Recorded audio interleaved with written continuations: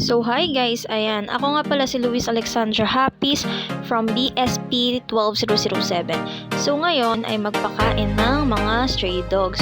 As you can see, ayan, nagpe-prepare na si Akla ng mga kakainin ng mga aso.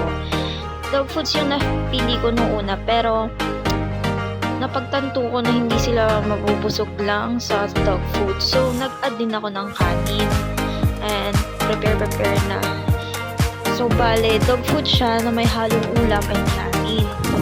Ayun yung napili kong pagkain nila para mas mabusog sila. Also, madami din silang makain.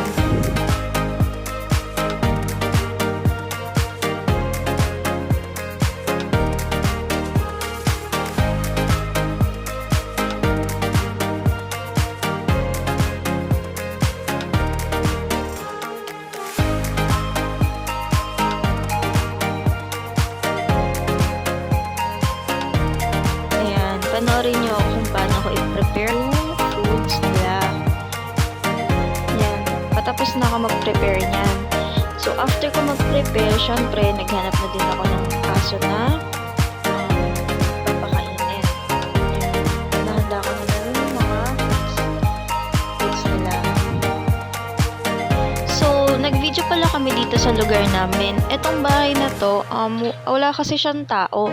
And then, naiwan lang yung alaga nilang aso dyan. So, naisip ko na isa siya sa mga gusto kong pakainin na stray dog kasi wala namang nagpapakain sa kanya and iniwan lang siya ng amo niya mag-isa dun sa lumang bahay nila. Ayan, dapat papakainin ko na siya dyan kaso natatakot siyang lumabas. Tapos, biglang may ibang stray dog na kumain nung ipapakain ko sa kanya. Kaya mas nanunggi siya lumabas. Tapos, inubos pa nung stray dog na yan yung pagkain na dapat para sa kanya. Pero don't worry guys, pinakain ko pa rin yung black doggy. Mamaya makikita niya sa video ko kung paano siya makakain. As of now, panoorin niyo muna yung doggy na umagaw ng pagkain ni Blacky. Blacky yung tawag ko sa doggy kasi black siya. So ayan, yan yung isang stray dog na umagaw dapat dun sa pagkain na binibigay ko kay Blacky. Dun sa aso na mag-isa sa bahay. Diba? Sarap na sarap yung aso na yun kumain. Sarap niya yan.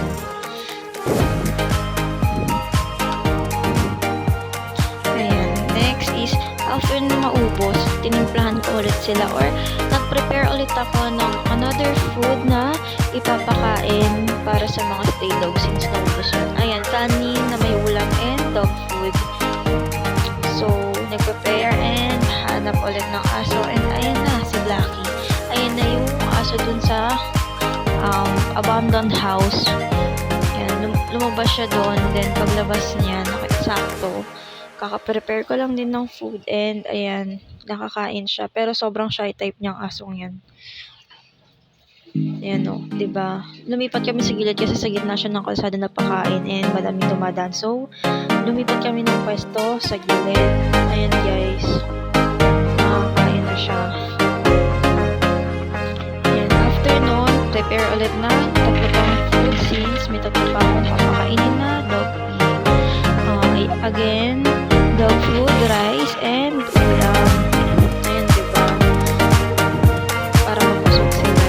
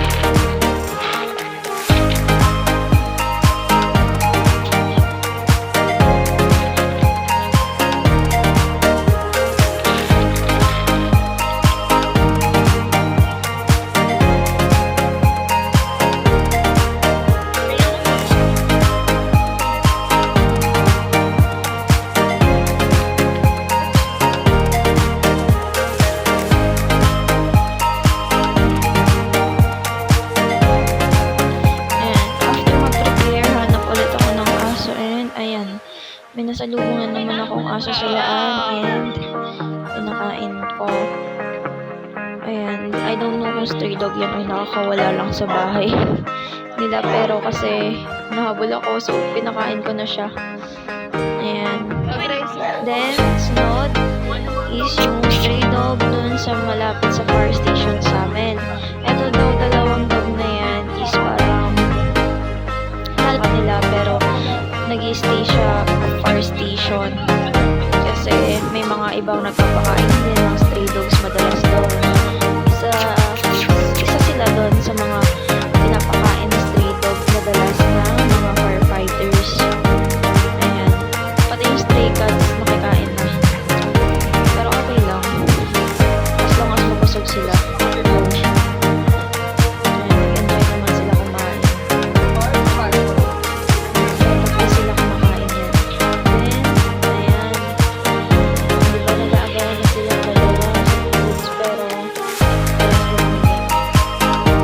and then ito, I don't know kung nakakaso na siya. Then sobrang kawawa yun. Kaya pinakain na namin. Actually, tatlo sila, kaso yung isa hindi lumalabas. And yun na nga ang naging ending ng ating pagpapakain sa mga stray dogs. Sana nakatulong kami sa mga stray dogs. Also, laging tandaan na always be kind. Hindi lang sa tao, pati na din sa mga hayop. That's all. Thank you so much sa panonood. Bye!